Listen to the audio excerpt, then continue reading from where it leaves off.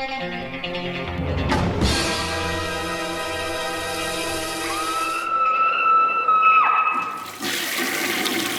guys, what's up? It is week 260. That's right, 5 years without missing a show consecutively. Yeah, so I guess I'll give you guys the announcement on the prize here. So this is coming from my personal collection. Now this is the second copy I ended up getting of Robotrix from 88 Films. This is the deluxe edition. It's still sealed. I've not watched the deluxe edition yet. I have one myself. Love this movie. It's really crazy, from 1991. Cat 3 movie. Bonkers as shit. It is Region B locked though. And also remind you, I will ship out of United States, but I am not paying for the shipping. And if anything goes wrong, if it doesn't make it, if it gets returned, so be it. That's on you. But you can enter. To enter, to get one entry in the contest, I'll draw in a few weeks, send an email to davidparker1986@live.com. And you won't get any spam or anything from this. Just shoot me an email, and in the topic, put contest. And you'll be entered one entry to get a chance to win Robotrix, really sleazy, crazy action, sci-fi, exploitation film from Hong Kong. Awesome movie. And now if you want more entries than that, there is a chance to do that. And since I don't have too many entries, I bet too many reviews on iTunes or Apple or anything like that, or any of the podcatcher or pod places, basically leave a written review on Apple Podcast or Stitcher or Spotify, wherever you listen, on the feed, the Mrparka and Secret Top 10 feed. Take a snapshot of it and send it in that email. And if you've already done that, just take a snapshot of it, send it in that email, and I will give you 5 entries in. So that's basically 1, just send an email, say contest, and for 5, leave a written review and rating on Apple or Stitcher or wherever you listen to the podcast. Take a snapshot and send that to me. So, yep. Now let's hop into the reviews, and I'm going to start this off with the doozy. Let me take a sip of coffee to get started. Now I'm doing commentary on exactly what I'm doing to you guys. Okay. All right, so this is a freaking doozy. This is my most anticipated movie for the last couple years. Right when I heard about it, I said, that sounds like this was made for me. And this is 2021's The Sadness. Now, I had heard about it, I think, a couple years ago it was getting made, and then I was hoping it would get released in 2021. I was hoping, and I'm sure it did overseas in different places and festivals and stuff, but it didn't get one released until a hard format release until this year. This is a German import. It is getting put on Shudder, I think, in May. And I'm sure that Raven Banner, which is kind of the company behind it, is probably distro company, is going to release an American release. This is a 4K though here, and it also has the Blu-ray. It's a nice little media book. Now you can see it's in German. Doesn't do me any favors. But, okay, so basically this was described as like a hyper-violent and sexual zombie kind of style film. Now, before I get into the whole, is it a zombie movie, is it not a zombie movie, yada, yada, yada, we'll just call it an infection film, kind of in the same vein. A lot of zombie films, a lot of infection films kind of have the same kind of components to make them. But, okay, so the plot is essentially, if anybody's ever read the graphic novel Crossed, it's kind of in that vein where essentially all these people are infected with something. This time it's a virus. It's very kind of COVID kind of heavy. It has some of the political stuff in there as well. And essentially everybody becomes, who's infected with this virus becomes like a rage, sex-fueled kind of, I don't want to say mindless because they think, but their main objective or goal is to hurt and kill and rape and torture as many things and people as they can get to. So essentially it follows 2 characters that they're together in a relationship, and they're trying to get to each other through this whole entire crazy mayhem filled day. So essentially that is the setup and the plot and everything like that. I'll get into some of the little story stuff that I really enjoyed in that without trying to spoil any too much. So, okay. I love this movie.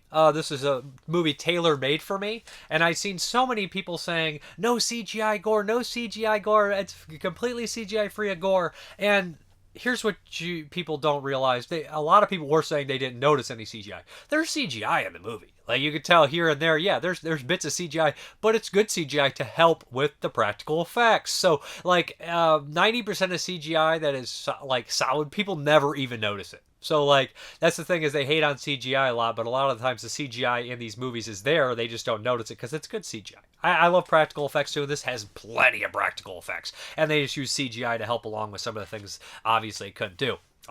Really the main kind of thing that really hurts a movie with CGI is, you know, live animals, out of place animals where everything else is practical, and then you have like a CGI animal which looks really weird. Or you add in the CGI blood splatter, which this movie does not do. Plenty of fucking blood without adding the CGI blood splatter. So, yeah, I will have a spoiler section as well, but what I loved about the movie is how it kind of, it's not anything exactly 100% new. Like I said, we have the graphic novel Cross, where we have basically what the director says, sex zombies. He says so himself. But we also have other movies that came before that kind of have the sex-infected kind of style. The Taint, where the water is contaminated and all men have giant erections. And I believe that there's going raping and everything. It's been a while, but the movie's absolutely hilarious and crazy. And then we also have Shivers by David Cronenberg, where they're less violent in their sexual activities, but it's spread through sexual contact. This one is more in the line of the Crossed, where I guess I'll call them sex zombies. Not necessarily zombies, but you know what I mean. Infected are just raping and pillaging everything in sight. And there's like a couple huge set pieces in the film.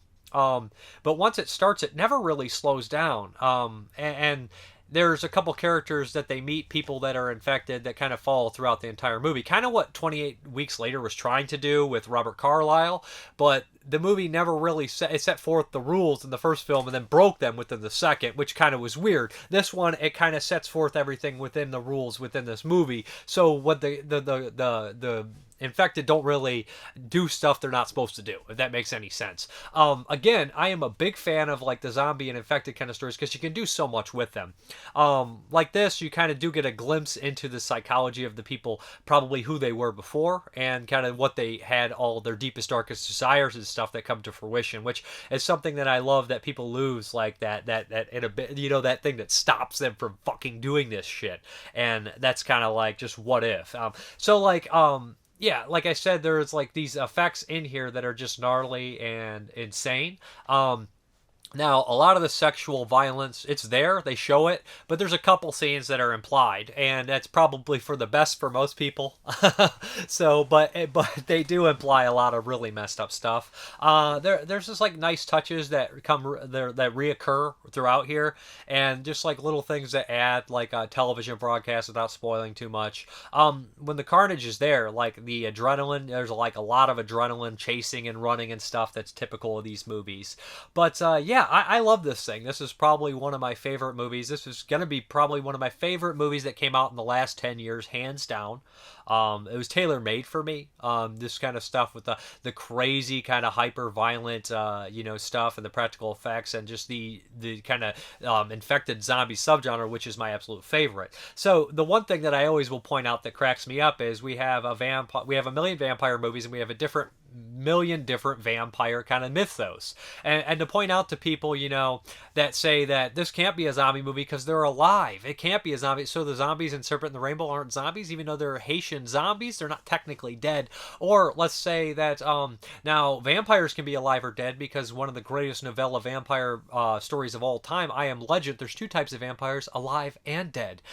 So you have that in there too, but they're all considered vampires. But when we get to the zombie thing, people are so very picky about it because it's a relatively new creature. When we talk about the Romero zombie, even we're talking about the Haitian zombie, the voodoo zombie, that's very old. But it's so funny, werewolf movie, every vampire movie, the rules are different, everything is completely different. But when we get to zombies, if they're not dead, they're not zombies. But technically we have all sorts of things going on here. So like we have zombies that are dead and undead, kind of like they act like zombies. They're mindless. They would be a zombie. But here, they're not mindless and they're not dead. So we have all these other different kind of things here. We're 28 Days Later, they're mindless, but they're not dead.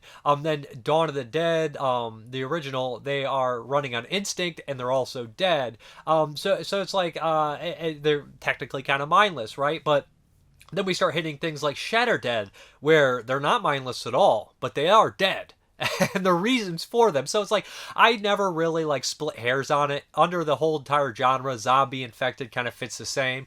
But then you also have, kind of almost like supernatural kind of ways that these kind of infected people get possessed and stuff, like demons, which is not a zombie movie. It's a fucking demon movie, but they act just like violent demons, but that spreads through contagion like a zombie film.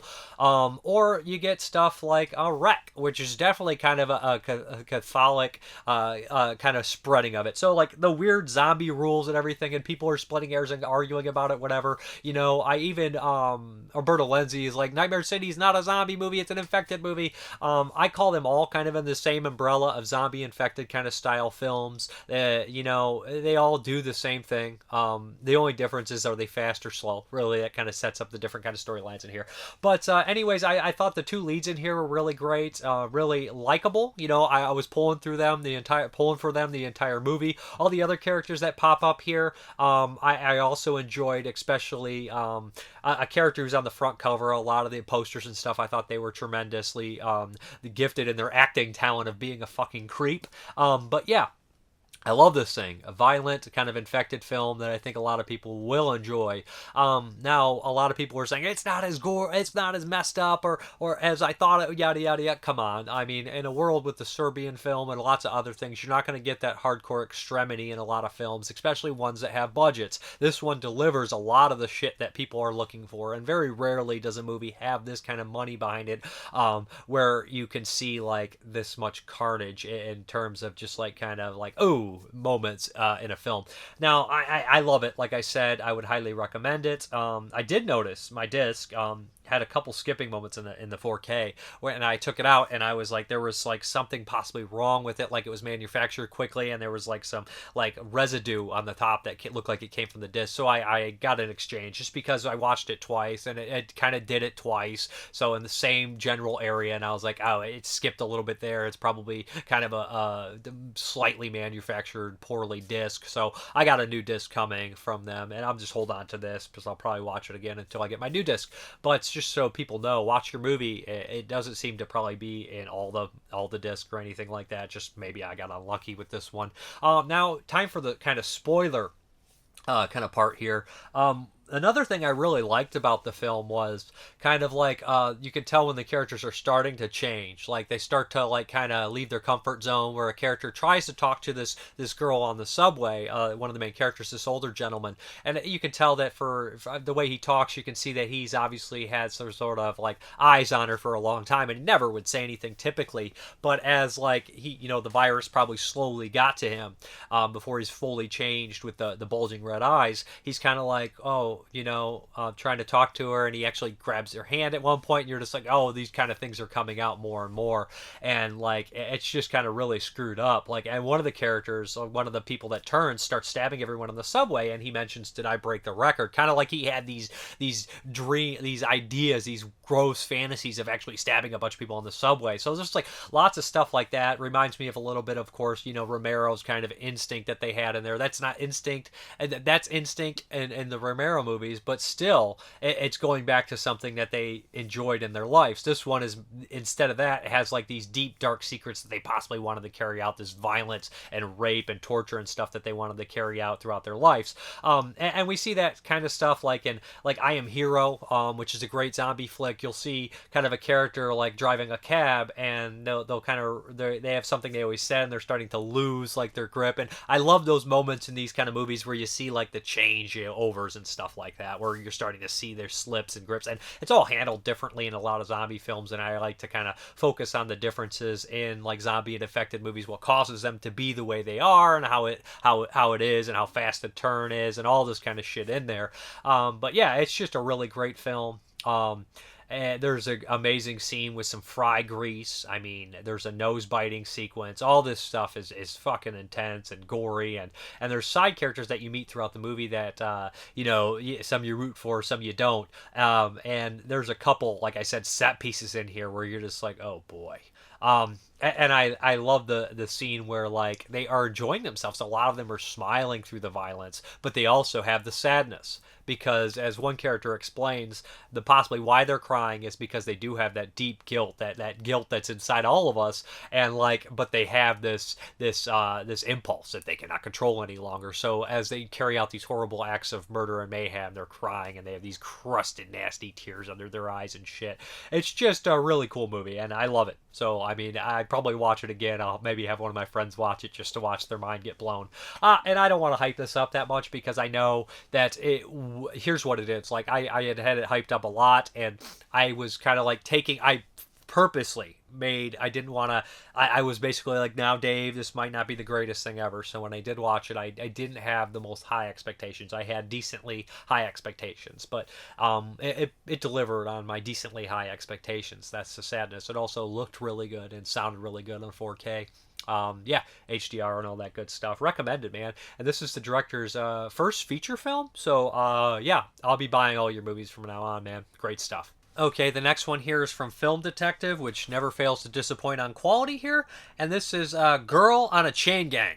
And yeah, this is some 50s. Is it 50s? Yeah, 1966. Duh, not can't be 50s. But yeah, this is a 1966 exploitation film. And this is directed by Jerry Groves, who would do more productions and stuff like that. Not necessarily direct too many movies, but the actor in here, William Watson, is the one I believe is the actor I'm thinking of that I recognized, and he pops up in stuff like the Hunting Party and Chado's Land. He's also in Stingray. He's a very kind of memorable character actor from this time era in exploitation movies. And now I know, like following people like Mike Malloy on Facebook, he's a big fan of this actor. So he stuck out with me, and I remembered his kind of face, especially when I watched Stingray. I was like, I'd seen that guy a couple times before. So, Girl on a Chain Gang. This movie drove me completely mad, and I mean that as a compliment. So, essentially, what we have here is kind of a trio of people are traveling through the South, and they have an African American male, a white male, and a white female, and they get pulled over by a couple good old boys, kind of stereotypical, you know, Southern characters, Southern cops, crooked cops, and this kind of thing, and they're giving them a hard time. They take them down to the local jail, and we have William Watson there, and he is just this angry son of a bitch. He hides a whiskey bottle right when they walk in, and this is like a 30-minute, it feels like 30-40 minute scene, this jail scene here, and it's just this horrible kind of, you genuinely feel trapped, how he's talking to them, how he's kind of framing them, how he robs him blind, and it's just really messed up stuff. And he has this religious kind of feel to him, and like it's such a like a character that we've seen in so many of these movies, or has been in a lot of these kind of films, right? The stereotypical racist horrible sheriff that hates the northern guy or girl, and looks at them as, you know, anti-religious, all this kind of shit. And they're just like, he's clearly racist, and these cops and all this kind of shit. It's enough to drive you completely mad, and this whole small town backwoods mentality, right? These are kind of the movies that like gave the South a bad name for a long time, right?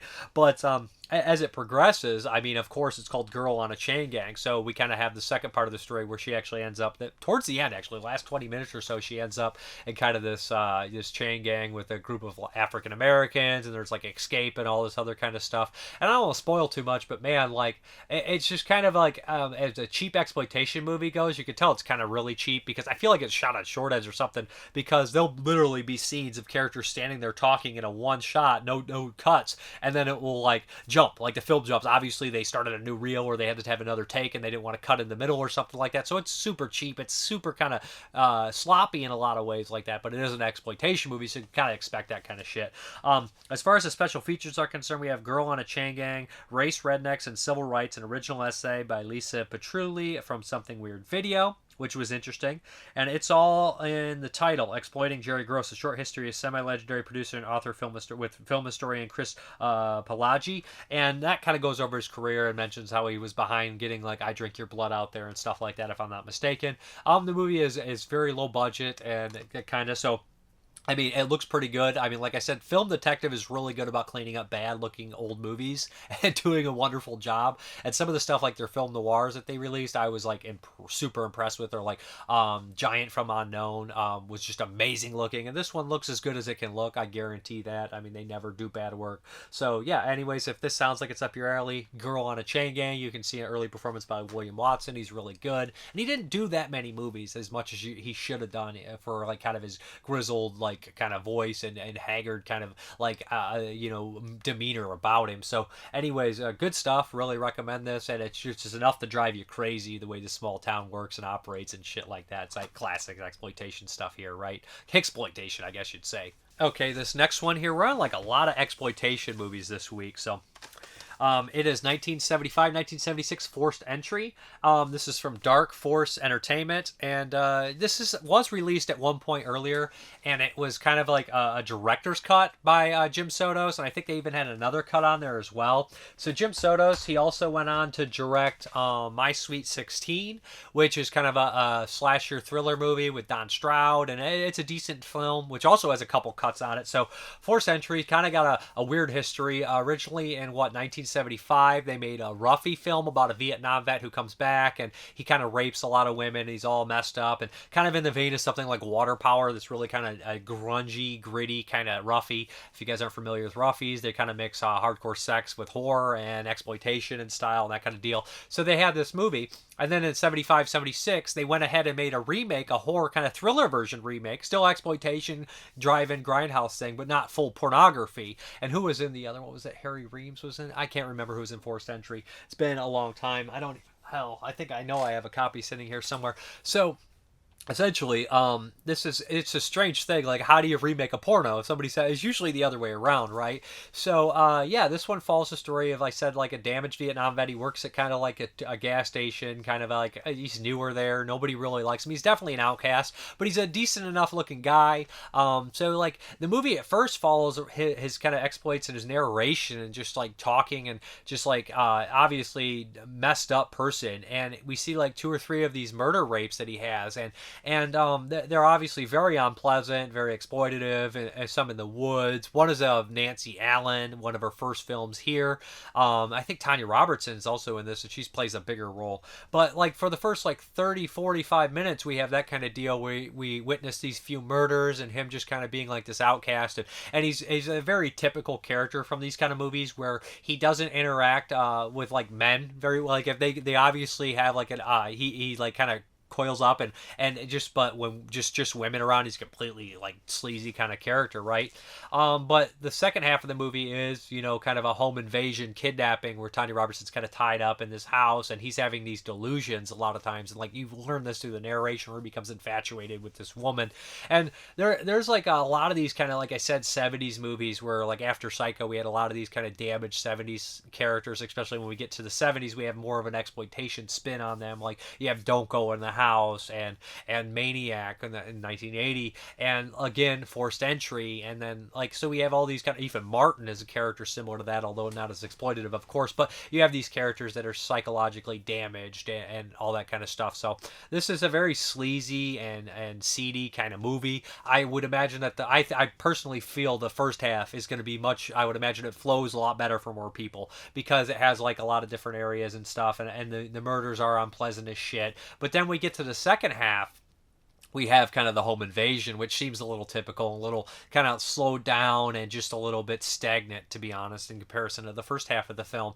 On the disc, we have a bonus cut version, a longer version of the film, which is from a VHS source. It's 88 minutes instead of 85 minutes, and it seems like they add more back to the rape scenes, to be honest, more exploitative, and like kind of recut some things around in those kind of scenes, to be honest, and that's where it kind of stems. And they changed like the opening, I think they put at the ending with the narration and switch things. Like I said, I've never actually watched the first Dark Force release, which was the director's cut. I think he went back and changed some things. Probably maybe some of the rape stuff was a little uncomfortable with and everything like that. But yeah, Forced Entry is a movie that I never ever did get to see the regular version of it. So it's kind of like check off the list of those kind of exploitation nasty movies from the 70s and 80s. I enjoy watching a lot of those, or just seeing them. And this one I thought was all right. Like I said, the first half I was like, oh, we're going to be in for something really special. But when we get to the second half, it's kind of a little bit of a letdown in comparison, but not horrible. And I feel like a lot of people that wanted to see the kind of original version can finally check it out again on Blu-ray. Now again, this is a grindhouse kind of movie, so picture quality is decent. It's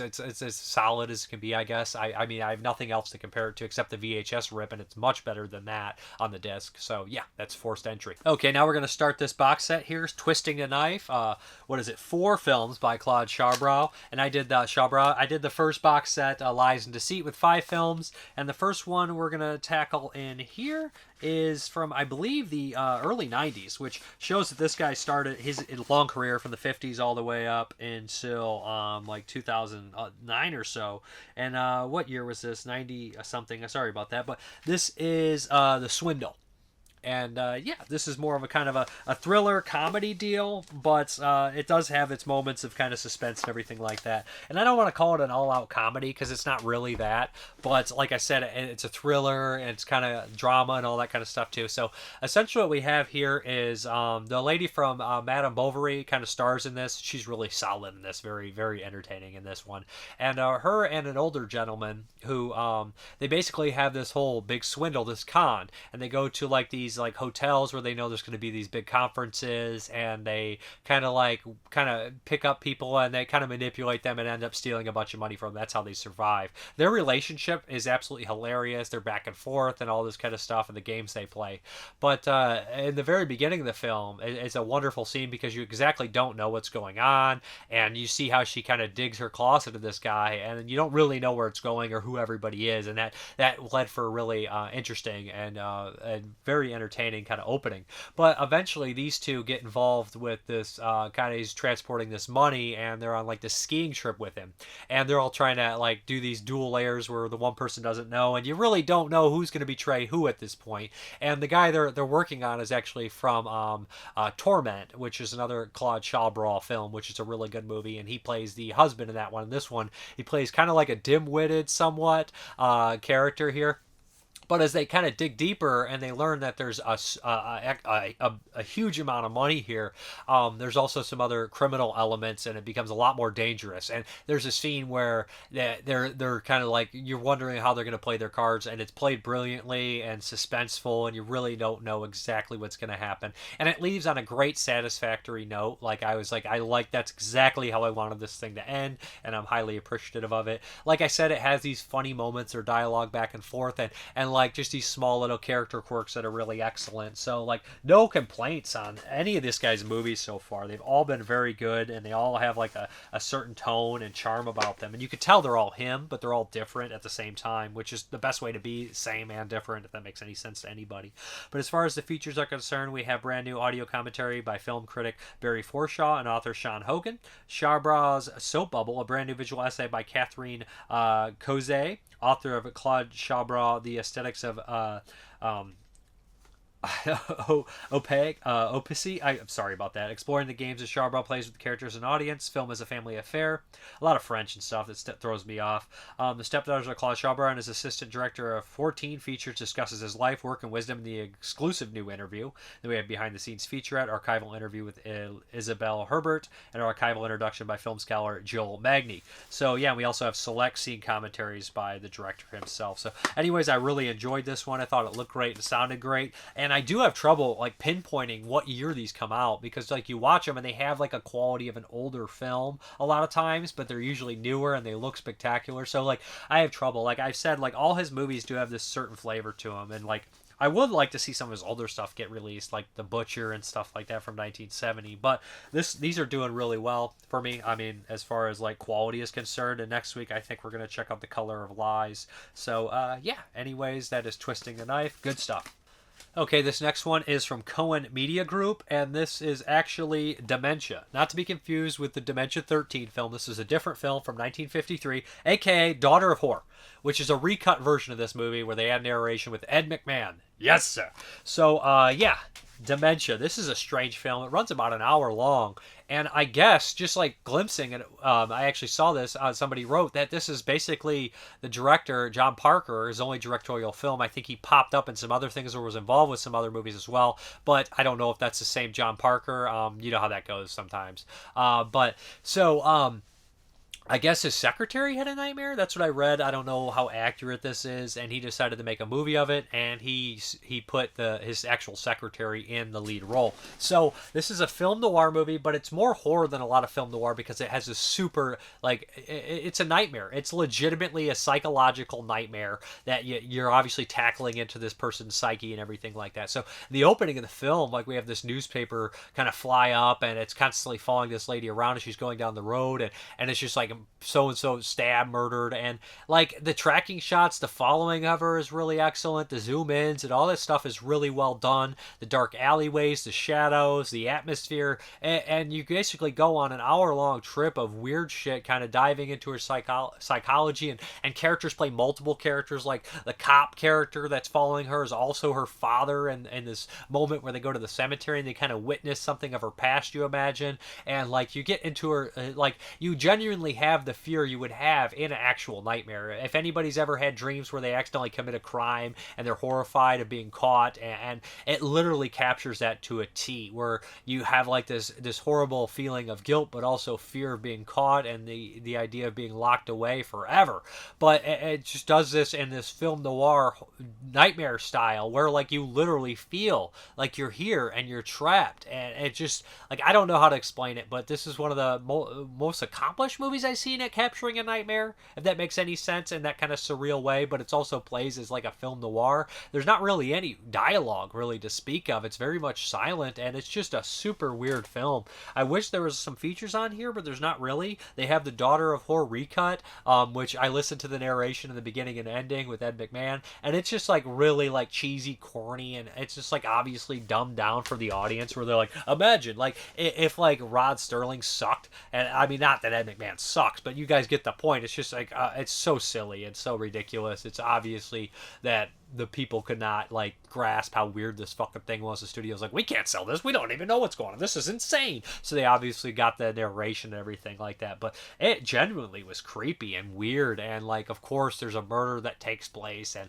it's just yeah, it's a fucking nightmare, and it's perfect, and it's well done. It looks great and sounds great. I was impressed. They show a restoration like exchange, and like how much they like changed, like it looks so washed out and overly brightened and everything like that. Now it looks fantastic. So that is Dementia. I was very impressed with it. I did not know what to expect. I had not really heard of this movie. I had, I think, briefly, maybe. I think Joe Dante talked about it on The Movies That Made Me. I think he brought it up before. It sounds like something he would enjoy. But yeah, I was kind of impressed with it. It was nightmare fuel, nightmare logic too, of course, and that's the best kind of compliment for this kind of movie. Oh boy, now we're going to continue the sleaze here, because we've done a bunch of sleazy movies, and this is from 1982, am I not mistaken? I believe it's from 82. A great year for film, and a great year for Charlie Bronson. This is Death Wish 2. This is the Vinegar Syndrome 4K. This contains the director's cut and the theatrical cut. Yes, the director's cut has the more graphic rape scene and everything like that, and the suicide, of course.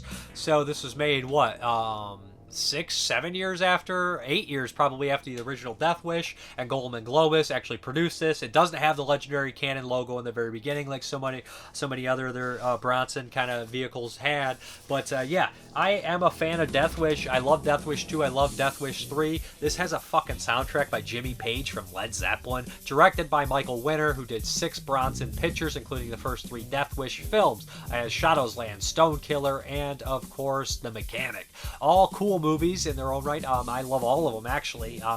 Less Stone Killer, but the rest I love. So this also stars Vincent Gardenia, who I love, Jill Ireland, Bronson's wife, and Lawrence Fishburne pops up in here. I can't think of the guy who's basically in Tenebrae off the top of my head, but the guy from Don't Answer the Phone, who's one of the police officers, is also in here as a cop. But yeah, this is just, of course, you know, the idea that this is going to happen to Charlie Bronson twice is not as insane. So in the original Death Wish, of course, his family, his wife was raped and murdered, and I think his daughter was raped. So he goes out at night and he basically kills muggers and anybody that he comes across that are looking to commit crime. And that was in New York City. So in the sequel, basically he's in Los Angeles, California. I think he's LA. I can't remember exactly the place he is in California. But now basically he is his family is kind of attacked by a group of thugs, and this is one of the most mean-spirited group of villains I've ever seen. They all are very memorable. Lawrence Fishburne is in there. They all have ridiculous 80s names like Cutter and Nirvana and Stomper and Punk Cut and all this kind of shit like that. So essentially,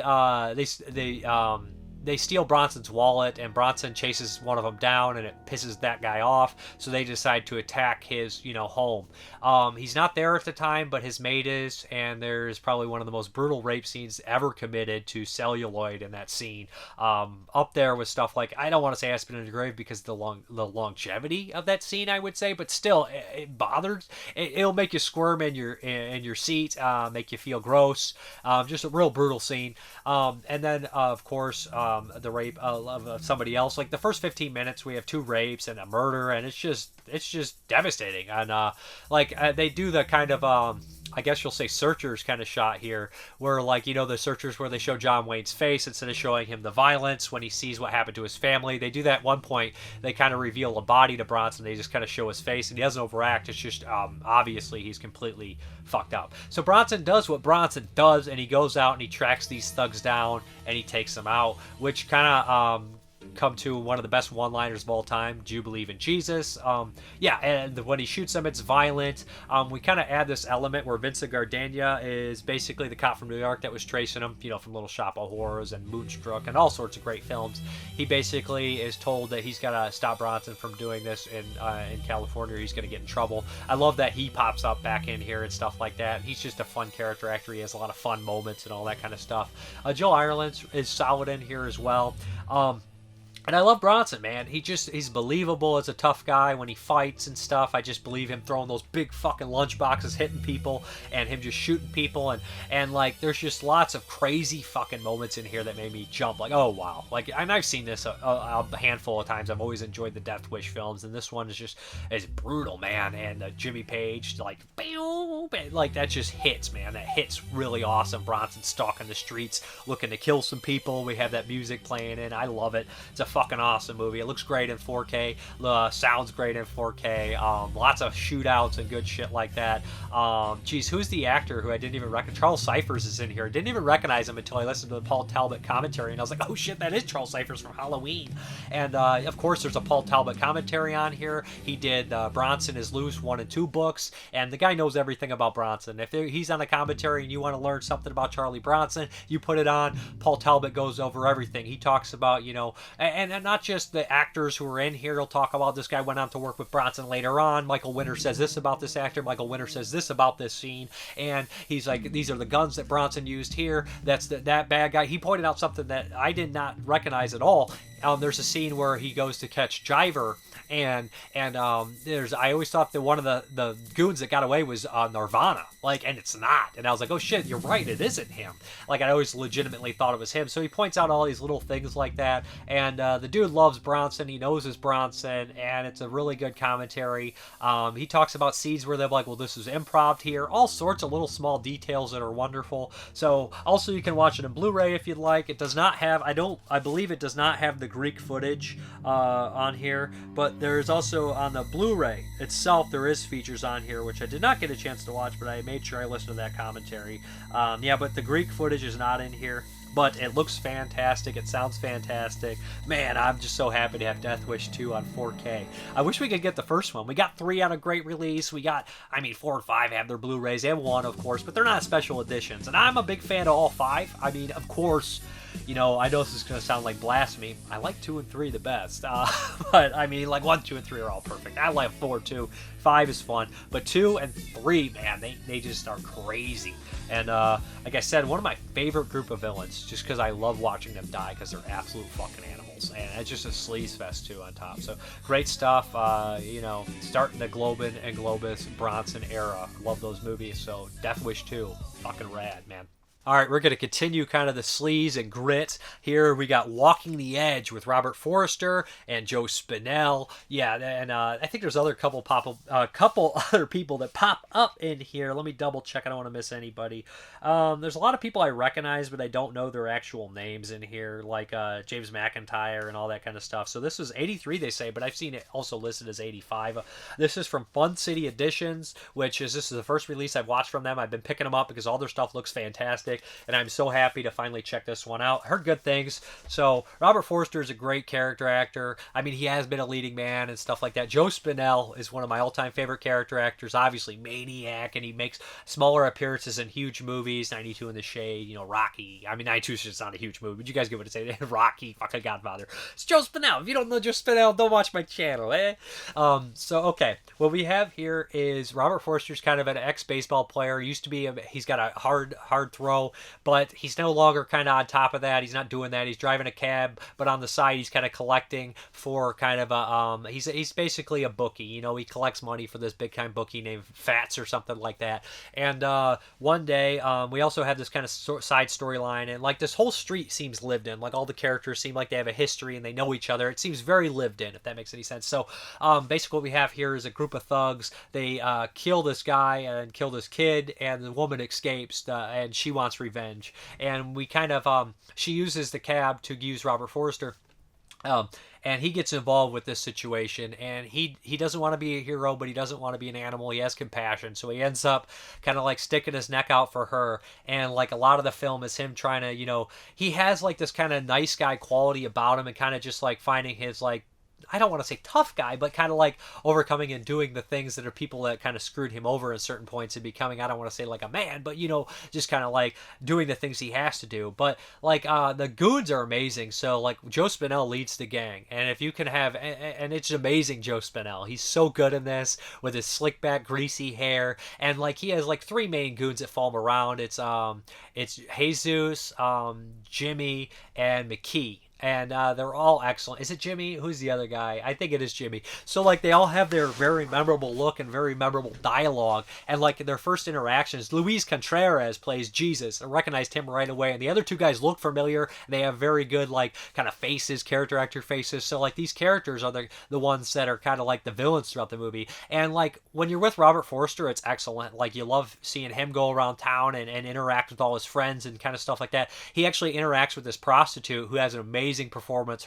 She's so natural and so good, and I loved her in the movie. But I love the moments when you're interacting with the goons are just kind of interacting with each other. And like there's one part where McKee is at this baseball kind of like hitting range, and Joe Spinell, who's Bruce Starr, is just like talking to him, and like they start arguing, and it's wonderful. And like McKee's like, don't you ever talk to me like that, I ain't fucking Jimmy, and then Joe Spinell's like, fair enough. Like, but like he just knows something bad's gonna happen. Anyways, I just like these kind of movies. I like the movies with gangs. Like I'm a big fan of like goon squads and gangs, and when you have like it led by Joe Spinell with a lot of familiar kind of like goons in here, like they just look like you remember every single one of them. Like I said, there's only like 4, but very memorable. And Robert Forster, just being Robert Forster, kind of going around and meeting all these people and talking to them and shit.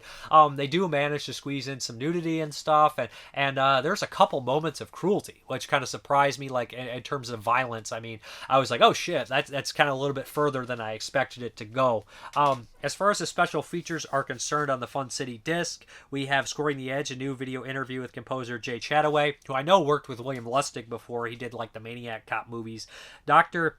Detective Jurgensen remembers Forrester and Spinell. A new interview with French Connection cop Randy Jurgensen. This guy worked on stuff like Maniac. He's actually in Maniac at the very end. And, of course, all these kind of other classic movies and stuff. And he's got a really interesting story coming from a detective background and working in films. And he talks about working with Spinell and Forrester. And these guys were friends of his, very familiar with them. And then we have a booklet with a new essay by filmmaker and writer Jim Hempton. Newly recorded audio commentary by film historian Chris Pelagi and film producer Mike Verbois. Archival audio commentary by director Norman Meisel, and stars Robert Forster and Nancy Kwan. I will say, though, A lot of the acting is really solid, really natural, and feels like a lot of the characters feel like city real lived in. But some of the side characters, not everybody, is iffy. You know, I don't want to point out anybody in particular. All the people I talked about, I loved. But some of them are a little iffy. They're not up to snuff. I mean, but when you're talking, you got to act against Robert Forster and Joe Spinell. You ain't gonna be up to snuff, okay? Anyways, it looked fantastic. It sounded fantastic, and I didn't. This is the first time I registered. That is fucking Joe Spinell up there in the corner. Anyways, it's a movie that I've never seen, and I know it had an Edgar Bay DVD, which I never did get. I had a Spanish import DVD that I was gonna watch, but I saw it get released on Blu-ray. I was like, you know what? Now's the time to watch Walking the Edge. Loved it. Good stuff. Entertaining as hell. And I do like the idea that the female lead, like, she takes it in her own, the revenge in her own hands, you know, and she does a lot of damage on her own, which I dug too. So yeah, anyways, great stuff. Check out Walking the Edge. Good double feature with Death Wish too, if you're looking for those kind of gritty streets and everything like that. But if you're a little like sensitive to like the harshness and stuff, watch the R-rated cut of Death Wish 2, because I'm not kidding, that's some really rough stuff in there. Okay, the next one I don't have a copy of, but I heard a lot of crazy things about it. It's a black and white film from 1988 called Noisy Requiem, the Japanese film, and I don't know how to go about this. After watching this, I was like, I don't know what the fuck this is. This is also it's by the same director of Pig Chicken Suicide from 1978, which I need to watch. It's supposed to be also crazy. So Noisy Requiem, I would say, is an epic. It's 2.5 hours long, and it follows kind of all these kind of derelicts in the city, and the city looks kind of like this rundown industrial sleaze place, and it just looks horrible. It looks like, I don't know, like, I don't even call it David Lynch, but it just looks really sleazy and industrial, and there's just not much going on, like, I mean, as far as like opportunity, I would say, but we also feel like we're not in the real world, like, because weird supernatural elements happen, but we follow around these characters. Like I said, one in the very beginning seems to murder a woman. He puts her in this kind of pit, which you're like, oh shit, this is really dark, and he takes out some of her innards.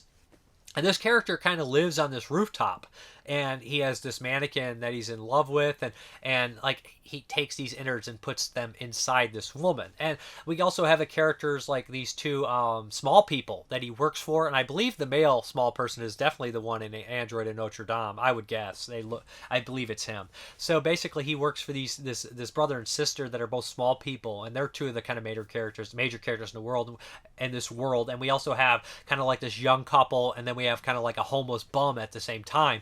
But like, it's just kind of watching a lot of these characters kind of wander through the streets and come across these awful weird things. Like, at one point, our kind of like serial killer, I guess I'll call him a serial killer, he beats these two like kind of like vets down, and you don't know if they're actually vets or not, but like, it's just, I don't know how to go about this. It's 2.5 hours long, and I don't have 2.5 hours worth of speak for it. But like I said, there's some real nasty, gnarly things, and logic doesn't really fit there. It's surreal and weird, and like, there's moments of like just necrophilia and like like I said, and them all murdering each other and just carrying out these horrible acts and incest, and it just has like a lot of these taboo check marks on there, but it has like an artistic flair, like long camera shots, and I feel like they almost use miniatures at one point, but I'm not 100% sure. Like, I mean, it's a weird film, and it's kind of one of a kind. I think you'd have to see it for yourself, and I don't know how to rate it or talk about it without some context, and I'd like to probably see it again, but it's 2.5 hours long, so how do you rewatch this thing 5 or 6 times? It's just it's a crazy, weird movie, and I definitely will check out more of his films like Pig Chicken Suicide, but just as a first glimpse at Noisy Requiem, it's weird, and I'd like to see it get a release. Maybe some features on here and everything like that. It would be an interesting one. Like I said, there's kind of like a do-it-yourself guerrilla style camera work and things like that I did appreciate too, and it's not a horror film, although all the things I'm describing would suggest it is. I don't know how to say about it, man. It's just a fucking weird movie. Surreal, drama, messed up, dark. Looks nuts, too. So yeah, Noisy Requiem. Okay, the next one I'll also be fairly brief with. It is like it's a short. It's called Death Powder. That's right, from 1986. And yeah, this is weird. Like, it opens up and you're like, are we doing Blade Runner here? It's like these two bounty hunters are after a replicant of sorts, but they're supposed to go to this studio where there's this artist that's supposed to leave, and they're working for certain people. It's kind of really weird, and I'm not sure exactly what's going on. But when these two kind of bounty hunters enter the property, they kind of are ambushed by like what they see is like this android that shoots a death powder in this guy's face, and essentially he starts to hallucinate and physically change and morph, and this artist is attacking them, and they eventually get the upper hand, but then things start to change as this guy starts to morph, and like they start to see like this guy's past, and it gets real weird, and they kind of change sides, and we have this all-out gore fest fight scene until the whole movie turns into this giant weird blob of surreal shit, and you're just like, I don't know what the fuck's happening. I don't understand what the hell's going on, but it's definitely kind of body horror in the weirdest kind of way. There's some cool gore gags and heads getting knocked off and all sorts of shit and gross stuff and just weird shit that you don't even know how to explain. A lot of people say this is kind of a precursor to Tetsuo, which came out in '89, but I know some of the other stuff kind of like would basically kind of be a precursor to Tetsuo as well, like just kind of the stylistic filmmaking stuff. Like what is the one like Burst City maybe possibly could be, just in terms of editing maybe. But this one does have the weird kind of morphing and body change and surreal quality about it. Although nothing's going to match Tetsuo when it comes to that kind of, like I guess you'd say like weird kind of metal techno. What's the fucking word? Cyberpunk I'm looking for. So yeah, they also say, but it is a weird movie. Like, bonkers, don't know how to go about it. It's a short, and at first it plays kind of like Blade Runner, but it gets even weirder. Like it's like Japanese is the answer to Blade Runner, and Tetsuo before Tetsuo. That's kind of what we're looking at when we talk about Death Powder. I would recommend checking it out if it interests you, but it is not easy to follow. It gets really blobby and gooey at the end, and I'm just like, this is gross and weird, and I don't know what kind of state of mind this thing, or what the hell's going on here in Death Powder, but yeah, weird. Okay, now we're going to hit the Patreon pick here, and I believe this was a Tom Brooker. This is Cockneys versus Zombies. This is an import, and I had not seen this one since, hell, it came out probably when I imported that. And of course, they always put this fucking quote on any zombie comedy. Oh, it has to have Shaun of the Dead somewhere mentioned on there. I know it drives a lot of people crazy. I know Moods and JP love that.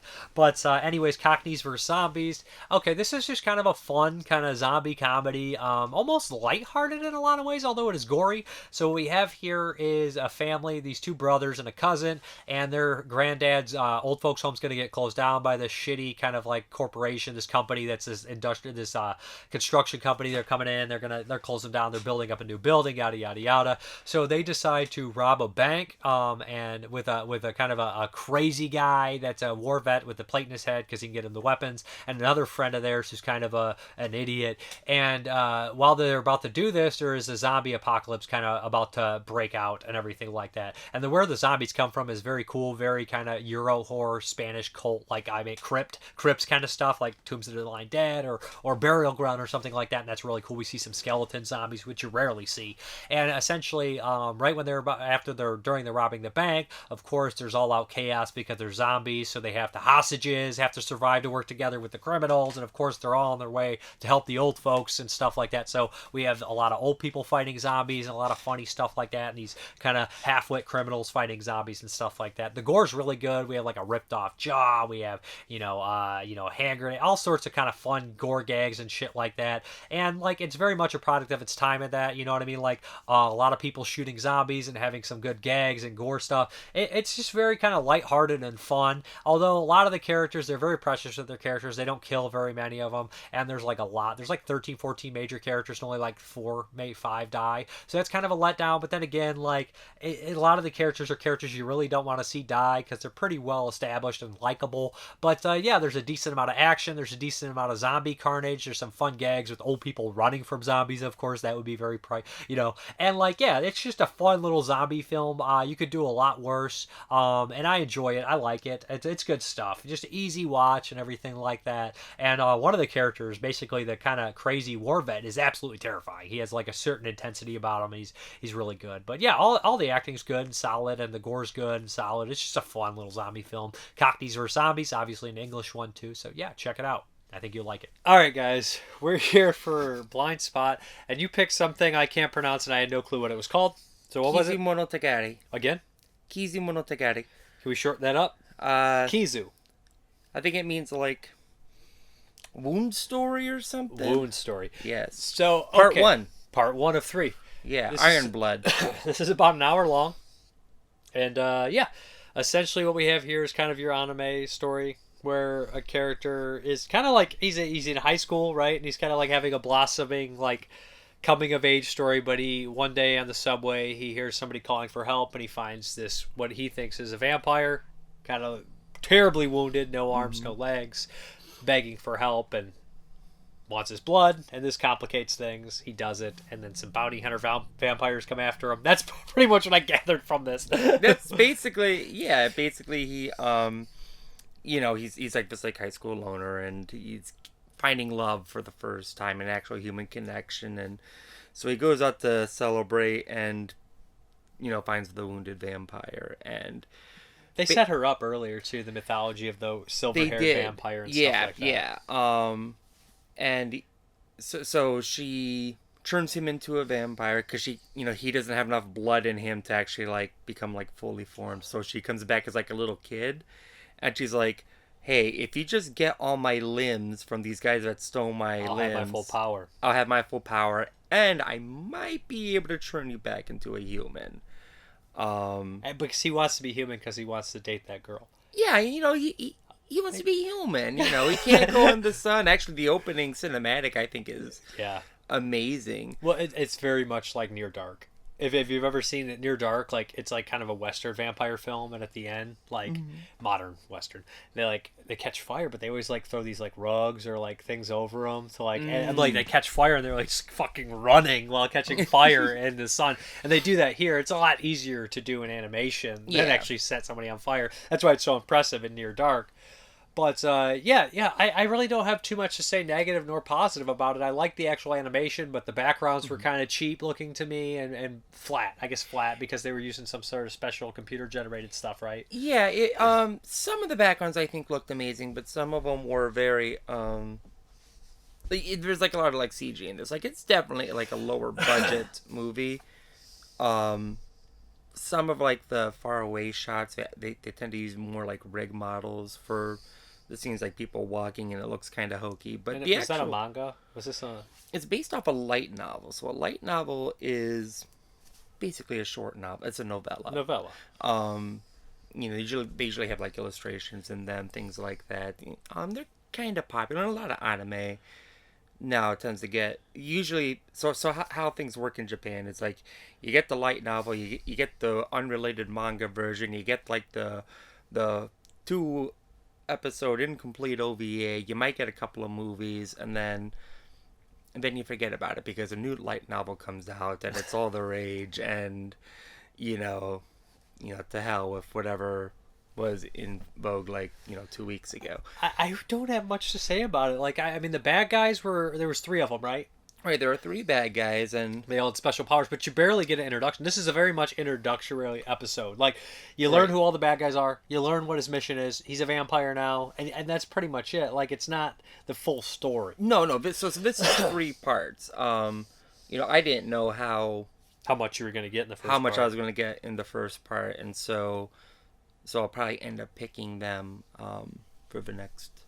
Well, you got a couple picks. A thing, so we might have to pre-record one. Right, I'm going out of town in a couple of weeks for a week or 10 days or so, and so we might have to squeeze in those just because they're quick. Right, so they're quick, they're easy, such as myself, and classic. Right, classic joke. But no, I think it's really cute. It's really fun. I love the animation style. Like not even like the animation style, because the animation's kind of hokey.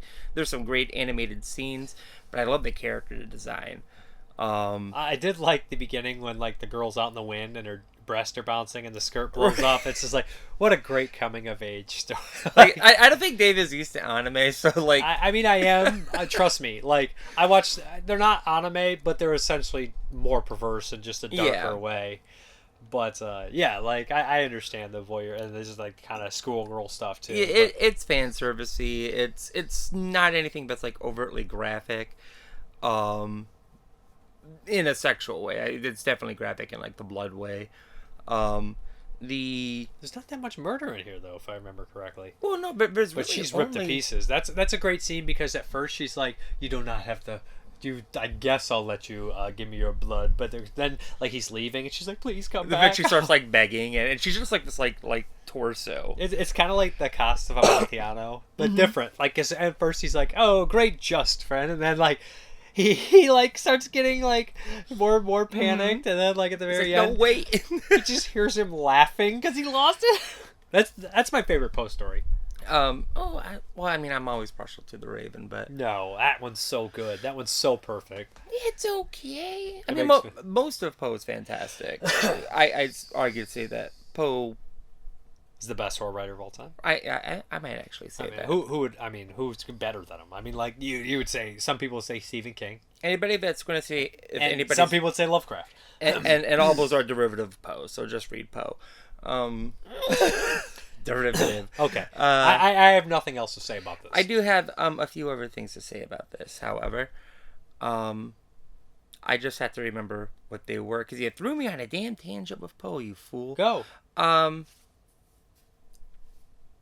Oh, yeah. So like the way it's shot, like it's really weird because it's kind of like shot like a late '90s, early 2000s like anime MV like music video where like it keeps on like flashing to like different words. Like I don't know. Stylistically, it's not a very straightforward film. Did you like remember that? Like it would like flash to like a scene change and it would just flash like the color like Rogue or Noir or Yeah, I was very baffled by that. I was like, and it does it for the What? whole duration, like every 5 seconds, or not 5 seconds, like every like maybe like 35 seconds, you get like the flash of like just a word like scary or like it was weird. I didn't quite understand what was going on, so I'm curious to see if that's going to continue on into the second movie. and if it means anything. Like I said, I'd give it like a 6 out of 10 just because I thought it was fine, but it was very popcorny, bubblegum stuff. It's very, Oh yeah, nothing that left the lasting impression on me. I can't remember anything else. What would you give it?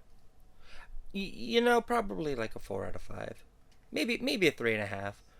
I really like the animation style, but we are judging an incomplete work. It's Yeah, that's what I mean. Like I can't Right. as a whole, Because- and like it's less full. It's less complete than you would think. Right. But it is episode 1. it's episode 1 of 3, and it doesn't.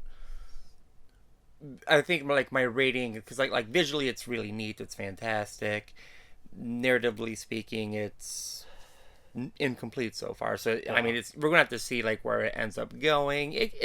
I have a feeling it's gonna be very run of the mill, but the main vampire lady, I think she looks cool. Like she has like a stupid name. It's like Elle Driver in Kill Bill. I don't know. Like she has like that really long stupid name like Cotton Black Snake Mountain Rattle. Oh, I can't remember what her. It's either. it's something stupid. But then like the vampire's name, it's like Sword in Heart, like Blood Stain. Like I can't remember what it is off the top of my head. Just Like I said, I don't remember it very much. Like I said what I meant. I said what I said, and I meant it. we're going to talk about it for 5 more minutes. Actually, We're no, not. we'll just We're pick. done. We'll just pick your Yes, please. great movie. I'll give you a choice. You can pick Angst, which is Uh-huh. the serial killer film I talked about. Mhm. Hard Target. Hard Target. That's an action movie with Jean-Claude Van Damme. Jean-Claude Van Damme And Wilford Brimley. and Wilford And Brimley Lance Hendrickson. and Lance Hendrickson. And you know what? I'll leave it at those two. Just those two? Yeah. Well, what's Angst? It's the serial killer movie. Is it a Japanese one? No, Is it an American one? no, it's European. It's German, Oh. but it's 83. We'll go Hard Target. Really? Yeah. Okay. I don't know if I can handle it. It's not Jörg Bucharest style. It's not also German splatter. It's a professionally well made film. It's like an actual movie. It's not what Jörg Bucharest's excellent, by the way. No, We love Jörg Bucharest. He absolutely is. It's just I've also seen my fair share of German. But this is not SOV German splatter. films. This is not SOV. This is let's put it this way. Gaspar Noé, this is one of his favorite films. Gaspar Noé made like Enter the Void and Irreversible, so like art films, like in a lot of ways. It's a fucked up movie, but it's not like just some guy like fucking a salad bowl and cutting his dick off or something like that. What? It's not Olaf Ittenbach, okay? It's not Andre Snage.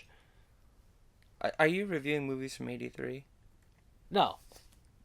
Did you have to watch one from '83 before? No, but I just why this movie? What is about this movie? Well, it's something that's coming up that I might have to talk about later, and I want to revisit it. 2 birds, 1 stone. And plus, I have never covered on the show, and I have not watched this. I watched this movie Probably 15 years ago. And I liked it. Okay, Now it's got a Blu-ray. Well, but let's just do this then. Okay. I mean, I think that this is probably going to be more interesting than Hard Target. Our Target's amazingly entertaining. John Woo. Who's John Woo? The guy who directed Hard Boiled. Oh, right. But And Wilford Brimley's in here, and he's got like a Cajun accent. He's like, I feel like I've seen Hard Target. And he's on a horse. He's like, if I haven't seen Hard Target, I think I've seen it parodied enough times to know what Hard Target is. I don't think anybody parodied Hard Target except Hard Target. All right. Isn't there a Simpsons with like Cajuns and? I don't know if that has anything to do with Hard Target. Okay, I don't know. Hey, you're stealing my car. I like that. All right, are we done? I get it. All right, we're done. Wait. So we're doing Inks, right? Yeah. Okay, Inks next week. Bye. All right, let's get into these questions, comments, concerns, all that good stuff.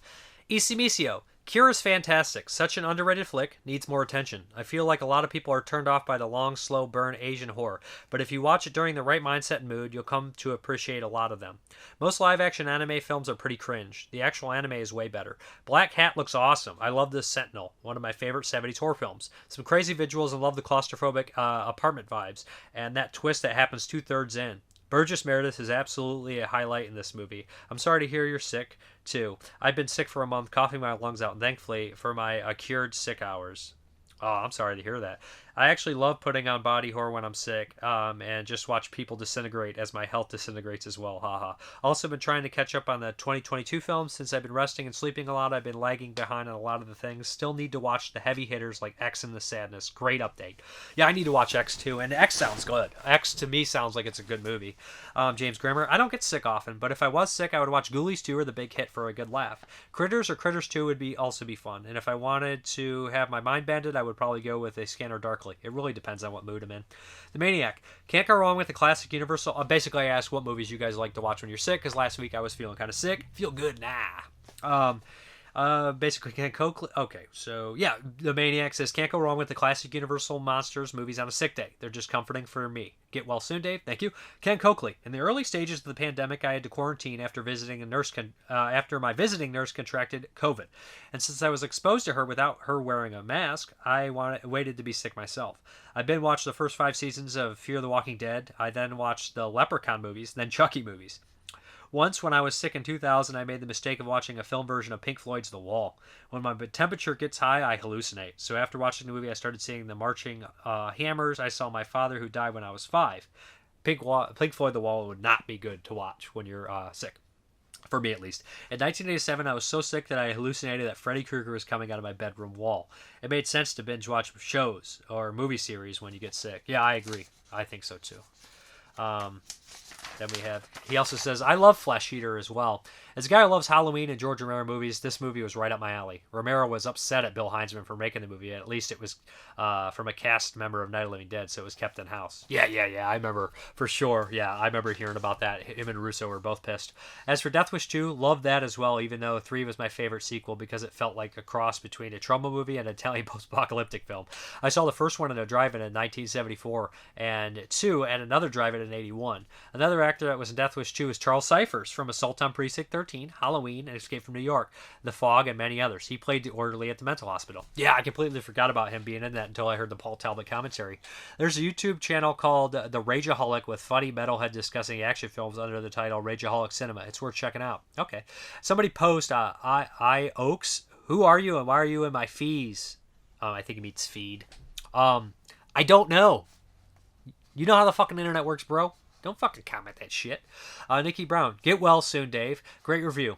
Unless it's a quote from a movie, I don't remember. That happens sometimes. So I think somebody's saying something mean or rude, and I'm just like, and I don't remember the quote. Okay, Nikki Brown, get well soon, Dave. Great review. You always make me watch the whole thing. So enjoyable. Not in here, but you mentioned The Beyond. It had a Dutch text-only adventure on PC in the 80s. I played with my mom. Yes, I'm old too. I kind of like the Death Note real actor thing. When I'm sick, I like rewatch things. Zombie TV series like Kingdom, because then there is a lot. I get you.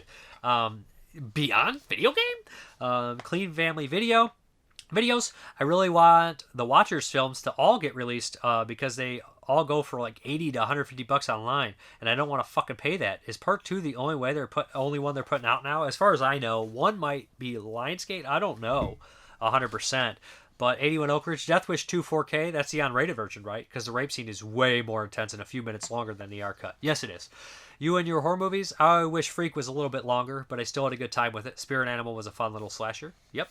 Bucket Bothead 007. Janus Films recently completed a 4K restoration of Kurosawa's Cure, and they released a trailer of the 4K restro the second half of last year. Looks like a noticeable upgrade over the Eureka disc, and their page lists a Blu-ray under formats, but nothing from Criterion yet about an upcoming Blu-ray release of the 4K restro. A Blu-ray of the new restro was released in Japan by Kadokawa Entertainment back in November 2020. I guess I'm going to hold off then. Kentuckinator, the Sentinel's great. Winter should have done more horror stuff. I would have liked to see him do more horror stuff. I hope you're getting well and you don't die. I will not die. The Double Shot J, seeing Spirit Animal in the theater was a lot of fun, I bet. Wayne Thompson, anything Hammer. Those are like comfortable pair of shoes. Lacey Lou, I once had food poisoning and attempted to watch House of a Thousand Corpses. That was a horrible idea. So now when sick, I go for something less gory. So something along the lines of The Craft or What Happened to Baby Jane were the last ones I watched while sick. Good choices. Cassidy Botwin, franchise horror. Jason Lindbergh, anything by Lucifer Valentine. Just kidding. I'll go with Star Wars since that was my last choice for a sick day. I did watch Spaceballs one day when I was sick for the first time and loved it when I was a kid. Mike Parsons, Videodrome, Dead and Buried, The Fog, A Better Tomorrow. It just so happens they're my favorite movies to fall asleep to as well. Gyne Septic, Dora movies, Golden Glove, Death of Mr. Lararsuk, and I like these. Oh, Golden Glove, man. I don't know if I want to watch that when I'm sick. J.S. Scott, Hammer Horror. Jeff Keith, I once was out of work for a week from radiation poisoning. Reactor meltdown. Chernobyl Diaries. Priscilla Mann, Groundhog's Day. Harry Collins, Little House on the Prairie. I call bullshit on that.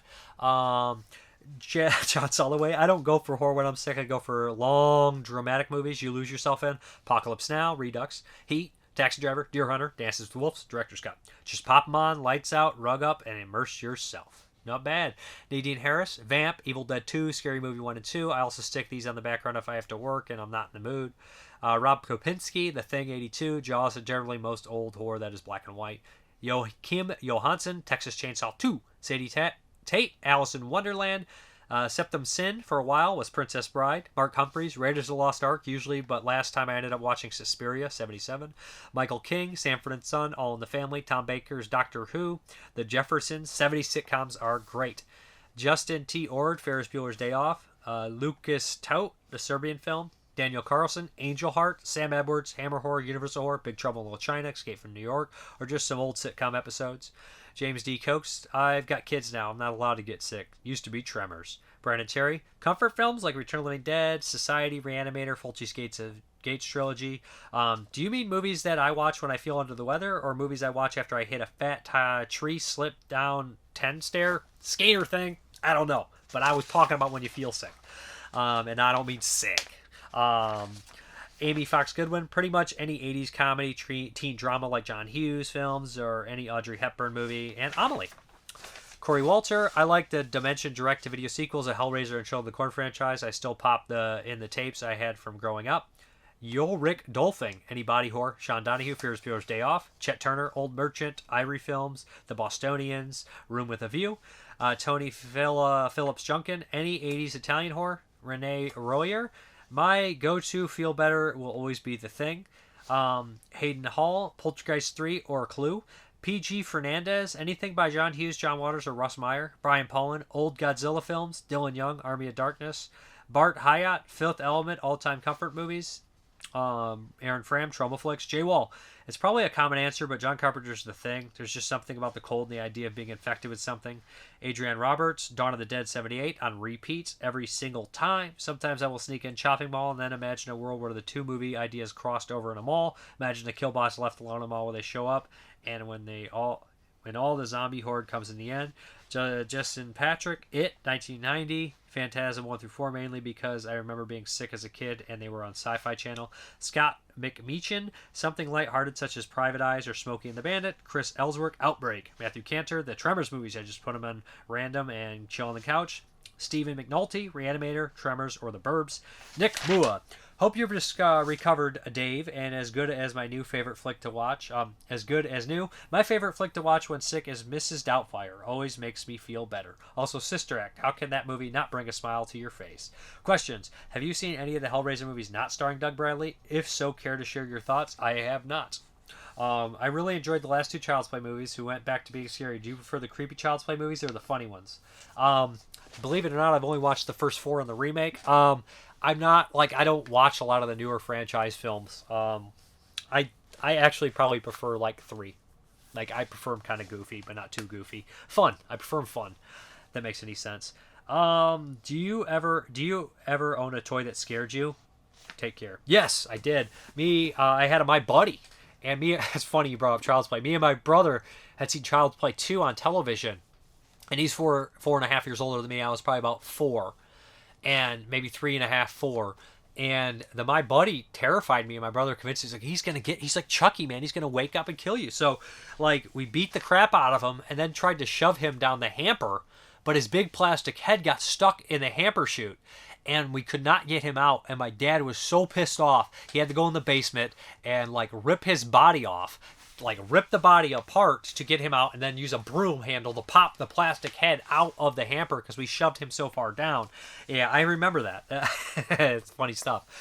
Bill Casanelli, Jason X, Jody Sample Riley, Mary Poppins, Watson, Tombstone, because when I'm sick and maybe drunk at the same time, it helps me better empathize with Doc Holliday. I'm in my prime. Chris Neal, the original Transformers animated movie. I would watch it every time I stayed home sick. It was one of the best. Teenage Mutant Ninja Turtles as well. Mark Jones, Ferris Bueller, Snow Day, Evil Dead. I first saw The Shining at 10 years old when I had a fever. Christopher Webb, don't think I have allocated sick movies, but Star Wars Episode 4 through 6 and Rogue One are pretty comfy movies. Christopher Dallier, Roscoe the Embalmer. Late, Free Joe Johansson, Lord of the Rings films, South Park, and Doctor Who episodes. So that brings me to the question of the week. Also, I want to give a shout out to James Baker, new patron. Thanks you very much. I really appreciate it. Anything you need, reach out to me and get back to me. I'll get back to you as soon as I can. So the question of the week, since we covered the sadness this week, what is the most violent film you've ever seen? And I know violence and gore is not always the same thing, but the sadness is pretty fucking violent too. So what is the most violent film you've ever seen? Yeah, let's hear them. And let's hop into that update. Okay, let's hop into this update. First up is, of course, the 4K of Henry, Portrait of a Serial Killer. This is one of my all-time favorite films ever made. Absolutely love it. I know that there's problems with the disc. I guess one of the scenes is missing and it cuts to a scene that's already played. I know Arrow's going to make up. I ordered direct from them, so shouldn't have to worry about it. I definitely wanted to pop this in and check it out, but I'm going to wait until I get the replacement disc. But yeah, anyways, amazing film. One of my all-time favorites, and I bet it looks great in 4K. Even though it's a grungy-looking movie, who knows? And then we have an order I got from Indicator when they had their sale. So here we go. This was a while ago, so I hate the lighting here. It's just really too much glare. A little better. Okay, so we have Fragment of Fear from 1970 with David Hemmings. Pretty cool thriller film. I wanted to give it another chance. I did not own it, so I picked it up. I did watch it once, but yeah, this is not the collector's edition. They were out of that. But anyways, cool movie, if you guys not seen it. Then we have Torture Garden, which is an anthology. I believe it's an Amicus. I seen this years ago, but it's got Jack Palance, Burgess Meredith, Peter Cushing. It's directed by Beverly Adams. It's directed by Freddie Francis, who I love. So yeah, this one I remember being fun, and Jack Palance is amazing in it. Edgar Allan Poe, just heavy breathing. And I do have the Mill Creek, but I was like, you know what? I imagine the Indicator discs are better. So I did that. I upgraded a little bit on some of them, and I forgot to get the one with Peter Vaughn from Hammer. I wanted to upgrade that, and I completely forgot. So then we have the Gorgon, which I also had on Blu-ray from Mill Creek. But I love this movie. Peter Cushing, Christopher Lee, Hammer flick, one of my favorites. Really good stuff, and I love the chemistry between Christopher Lee and Peter Cushing in this one. So this is a cool film for sure. And then we have The Taste of Fear, which is one of the better Hammer films for sure. It's kind of like a thriller deal, but it's like the girl stuck in a wheelchair, and it's like you don't know who's like, are they gaslighting or all sorts of cool stuff. AK Fear, something. What is the AK name? Scream of Fear, I believe, is the AK name. Good stuff, but it has a bunch of features too, which I love because the other disc doesn't have any. And then this one I adore, The Damned, aka These Are the Damned, with Oliver Reed, another Hammer sci-fi flick here. This is probably one of my all-time favorite Hammer movies, to be honest. It's just really great stuff, really sci-fi, kind of in the vein of Village of the Damned, or inspired by it, but really great stuff. And I had to have the one with features on there again. Then we have another indicator title here. We have Lilith with Warren Beatty and Gene Seberg, and I've not seen this. It just sounded interesting enough for me to grab it on the sale. Before Eve, there was evil, and her name was Lilith. The first woman, I guess we're going with here. So, yeah, pick that one up. And last, we got Track 29, which Teresa Russell, Gary Oldman, Christopher Lloyd, Nicholas Roeg film, however you say it, did a bunch of movies. He was her dream and her obsession, her son, and her lover. Wow, that's doesn't sound very good. This is the limited edition here. And yeah, I definitely want to check this out when I get a chance. But that is the update. Let's get back to the video. All right, guys, thank you very much for watching. And as always, have a good one.